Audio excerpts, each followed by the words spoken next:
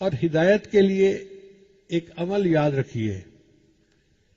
کسی بندے کا عقیدہ ٹھیک نہ ہو، کسی بندے کے عمل ٹھیک نہ ہو، ماں باپ کا نافرمان ہو،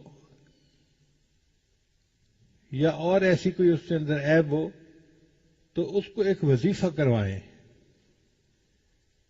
کون سا وظیفہ؟ یا رحمان، یا رحیم، یا ہادی. یہ 3 لفظ یاد رکھیں. یا رحمان، یا رحیم، یا ہادی.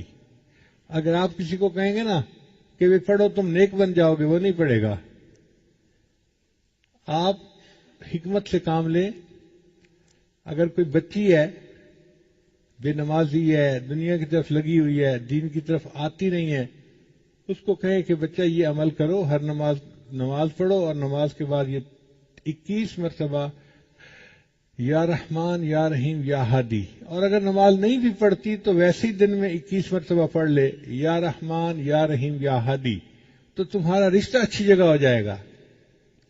اب یہ بات ایسی ہے کہ جس کو سن کے ہر لڑکی متوجہ ہو جاتی ہے، میرا رشتہ اچھی جگہ پہ ہو، میں ہر عمل کرنے کو تیار ہوں. تو وہ یہ عمل کرے گی، رشتہ بھی اچھی جگہ ہو جائے گا اور اس کو ہدایت بھی مل جائے گی، وہ نیکی کی طرف بھی آ جائے گی.